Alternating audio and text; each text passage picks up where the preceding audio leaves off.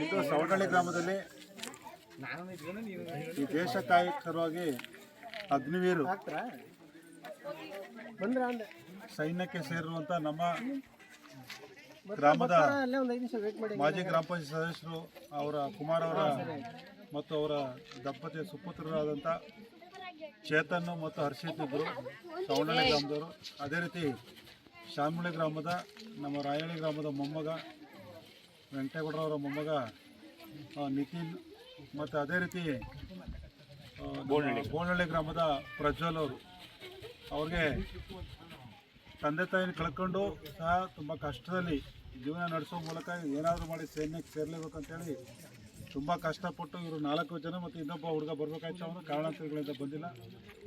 ಇವತ್ತು ಇಡೀ ನಮ್ಮ ಸವಣಳ್ಳಿ ಗ್ರಾಮದಲ್ಲಿ ಒಂದು ಹಬ್ಬದ ವಾತಾವರಣ ಆಗ್ತದೆ.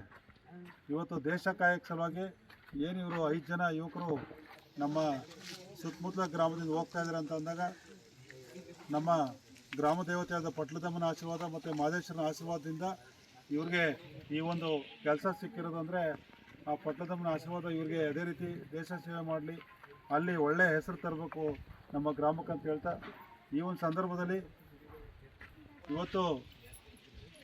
ಇವತ್ತು ರೈತ ಮತ್ತು ಸೈನಿಕರು ಇದ್ದರೆ ಮಾತ್ರ ಈ ದೇಶದಲ್ಲಿ ಬದುಕಲಿಕ್ಕೆ ಸಾಧ್ಯ ಇದೆ. ಯಾಕಂದರೆ ರೈತ ಅನ್ನ ಕೊಡ್ತಾನೆ ಮತ್ತು ದೇಶ ಕಾಯ ಸೈನಿಕರಿದ್ದರೆ ನಾವೆಲ್ಲ ಸುಭದ್ರವಾಗಿರ್ಲಿಕ್ಕೆ ಸಾಧ್ಯತೆ ಆಯ್ತದೆ.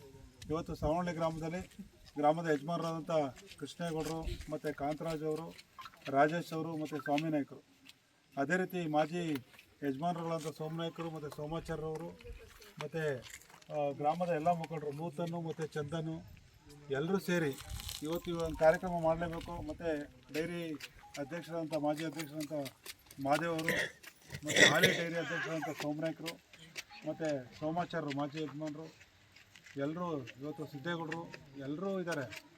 ಎಲ್ಲರೂ ಹೆಸರು ಹೇಳಲಿಕ್ಕೆ ಯಾರು ಅನ್ಯತೆ ಭಾವಿಸ್ತೀನಿ. ಇವತ್ತು ಇಂಥ ಒಂದು ಸುಸಂದರ್ಭದಲ್ಲಿ ಇಂಥ ಒಂದು ಕಾರ್ಯಕ್ರಮ ಮಾಡ್ತಾಯಿದ್ದೀವಿ. ಸವಣಳ್ಳಿ ಗ್ರಾಮದಲ್ಲಿ ಚಿಕ್ಕ ಗ್ರಾಮ ಆದ್ರೂ ಇವತ್ತು ದೇಶ ಸೇವೆ ಮಾಡಲಿಕ್ಕೆ ನಮ್ಮ ಗ್ರಾಮದಿಂದ ಇಬ್ಬರು ಅಣ್ಣ ತಮ್ಮದಿರು ಹೆಂಗೆ ಹೋಗ್ತಾ ಇದ್ದಾರೋ ಅದೇ ರೀತಿ ಯುವಕರು ಹೆಚ್ಚಿನ ಸಂಖ್ಯೆಯಲ್ಲಿ ನಮ್ಮೂರಿಂದ ಆಗಿರ್ಬೋದು, ನಮ್ಮ ಸುತ್ತಮುತ್ತಲ ಇರ್ಬೋದು, ನಮ್ಮ ತಾಲೂಕವ್ರು ಇರ್ಬೋದು, ಹೆಚ್ಚಿನ ಸಂಖ್ಯೆಯಲ್ಲಿ ದೇಶ ಸೇವೆ ಮಾಡಲಿಕ್ಕೆ ಹೋಗಲಿ ಅಂತ ಹೇಳ್ತಾ ಇವತ್ತು ನೂತನ್ ಅವರೆಲ್ಲ ಚಂದು ಅವರೆಲ್ಲ ಸೇರಿಕೊಂಡು ನಾವು ಇವತ್ತು ಕಾರ್ಯಕ್ರಮ ಮಾಡಬೇಕು, ಇವ್ರು ಹೊಟ್ಟೋಗ್ಬಿಡ್ತಾರೆ, ನಾಳೆ ನಾಡ್ದು ಹೊಟ್ಟೋಗ್ಬಿಡ್ತಾರೆ, ಬೇಗ ಮಾಡಬೇಕು ಅಂತ ಅಂದಾಗ ಆಯ್ತು ಇವತ್ತು ಸಂಜೆನೇ ಮಾಡಿಬಿಡಿದ ಅವ್ರಿಗೆ ಎಲ್ಲರೂ ಕರೀರಿ ಅಂತೇಳಿ ಅಂದಾಗ ಎಲ್ಲರೂ ಸೇರಿಸಿ ಅವರೇ ಕೇಕು ಹಾರ ಶಾಲೆಲ್ಲ ತರುವ ಮೂಲಕ ಸನ್ಮಾನ ಮಾಡಿ ಅವ್ರಿಗೆ ಆಶೀರ್ವಾದ ಮಾಡ್ಬೇಕು. ಗ್ರಾಮದಿಂದ ನಾವು ಹೋಗ್ತಾ ಇದ್ದಾರೆ ಮಕ್ಕಳು ಅಂತೇಳಿ ಹೇಳಿ ಅವರೆಲ್ಲ ಅರೇಂಜ್ ಮಾಡಿದ್ದಾರೆ.